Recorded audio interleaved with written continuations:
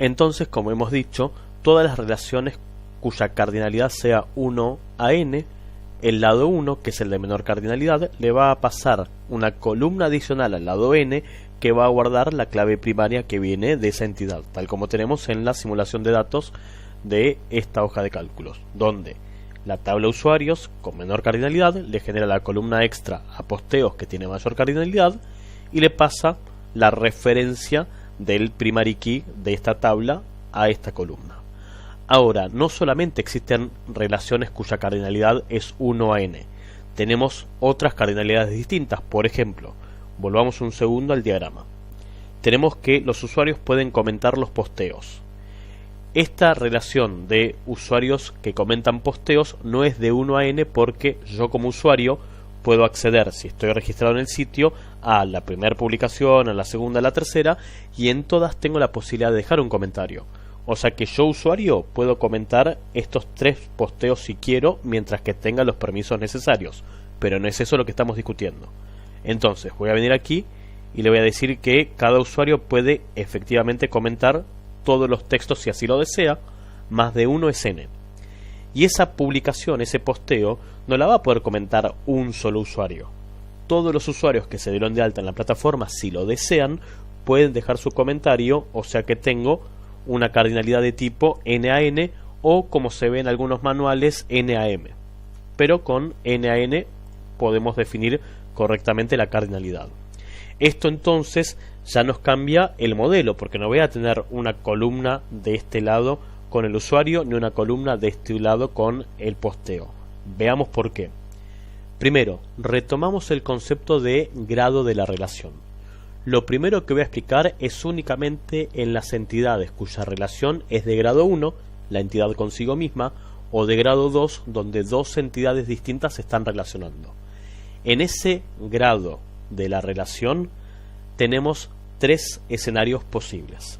El primer escenario son las relaciones 1 a n, que ya hemos definido, la menor cardinalidad se la pasa a la mayor. La segunda posibilidad es que sea n a n, y la tercera posibilidad es que sea 1 a 1. Puede que haya alguna relación donde un único usuario se relaciona con un solo posteo y ese posteo se relaciona con un único usuario. No es el caso del blog, puntualmente. Pero podemos tener relaciones de 1 a 1. Bueno, en el caso de las relaciones 1 a 1, es indistinto cuál de los dos recibe el foreign key, porque en definitiva es uno de una tabla contra uno del otro. No hay posibilidad de error. Sin embargo, la teoría del modelo relacional indica que siempre hay una entidad más fuerte que se va a llevar el foreign key de la entidad más débil. ¿Cuál es la entidad débil? La que, si la otra entidad deja de existir, carece de sentido. Voy a explicar esto con un ejemplo concreto. En casi todos los países se emite un documento, una credencial a cada usuario, que es el documento con el cual se hacen todos los trámites legales.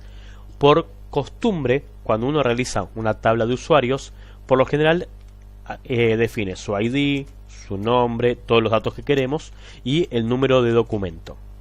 Pero si queremos ser lo más estrictos posible con el modelo relacional, un documento no es lo mismo que un usuario.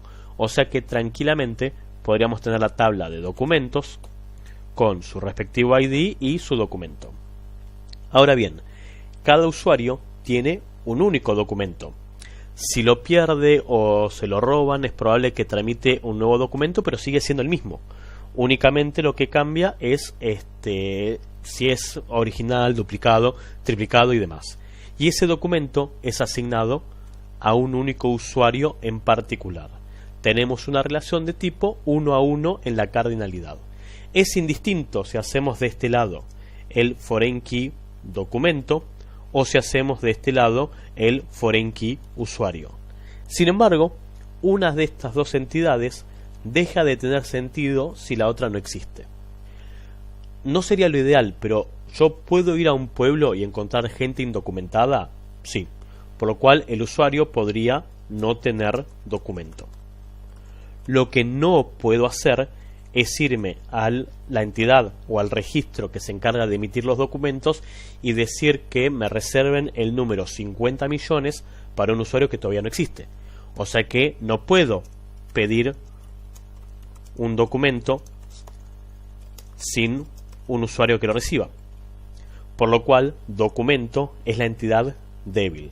Yo puedo tener usuarios no documentados, pero no puedo tener documentos que no estén emitidos a un usuario.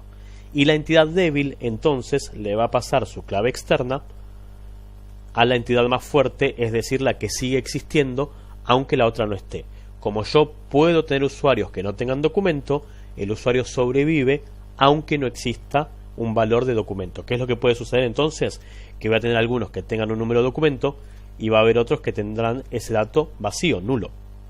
Pero el usuario es la entidad fuerte que recibe la información que ofrece el documento. Una vez más, en el peor de los escenarios es indistinto cuál de los dos reciba el foreign key, porque como es 1 a 1, no es que va a tener múltiples informaciones y nos va a suceder lo que pasó en este ejemplo donde teníamos que duplicar información. Pero, una vez más, el modelo relacional también tiene sus reglas para estas cardinalidades de tipo 1 a 1. En las 1 a n sabemos que la más débil le pasa también el foreign key a la más fuerte, y en las n a n no hay un paso de IDs, sino que la relación en sí misma, es decir, el rombo que establecimos aquí, se convierte en una entidad aparte. Y esa entidad extra que se acaba de crear va a recibir la mezcla del ID de cada entidad que intervino. Voy a recibir entonces el foreign key del usuario, voy a recibir el foreign key del posteo, y teniendo en cuenta que el modelo relacional nos exige que todas las tablas tengan su propio ID, va a tener también su respectivo primary key.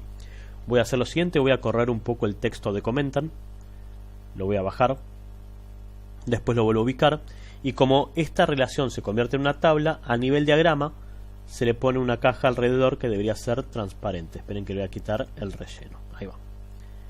Entonces, ese rombo dentro de una caja indica que esto es una entidad de tipo relación. ¿Y qué va a tener? Va a tener mínimo, esa palabra es clave, 3 columnas. Va a tener el ID de la relación, va a tener el foreign key del usuario y va a tener también el foreign key del posteo. Esperen que vuelva a correr el texto de comentan porque quedó mal ubicado. Ese es el riesgo de usar una herramienta que no sea de modelado. Y voy a decir entonces que también voy a tener el foreign key posteo. Y otro término que es clave a la hora de entender estas relaciones de tipo n a n es que la definición dice que reciben como mínimo esos 3 datos. Como mínimo voy a tener el ID de la primera entidad, el ID de la segunda entidad y el propio, porque hay una serie de información que solamente sucede cuando junto el usuario con el posteo. Un ejemplo de una información que solamente sucede en ese momento es el texto del comentario. El comentario no es del usuario. No es que el usuario va a tener una columna que diga muy bueno el posteo, porque no sé a cuál de todos los textos cargados en el blog le estoy diciendo. Y no es que el posteo va a tener un texto que diga muy bueno esta publicación, porque no sé qué usuario lo hizo, y aparte sería inmanejable tener una columna por cada comentario que puedo hacer. Si el blog me tienta y hay un feedback entre los usuarios, es altamente probable entonces que genere mucha información. Que yo comente 1 o 1000 veces el mismo texto, o que comente 1000 veces cada uno de los textos. Entonces, lo que sucede es que esta tabla intermedia va creciendo en sus filas con qué usuario dejó qué comentario, qué posteo.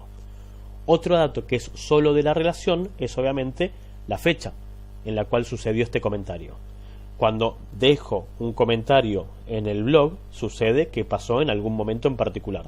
No es una fecha del usuario, no es una fecha de la publicación, es una fecha que solamente sucede en el comentario.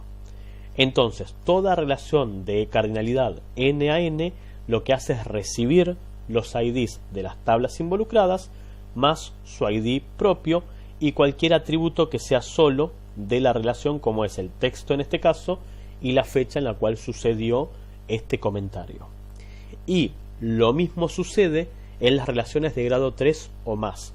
Cuando tengo 3 entidades relacionadas o más entidades relacionadas, tampoco existe la cardinalidad. De hecho, el concepto desaparece, pasa a ser virtual, y una vez más la relación es la que se lleva los IDs de todas las tablas involucradas.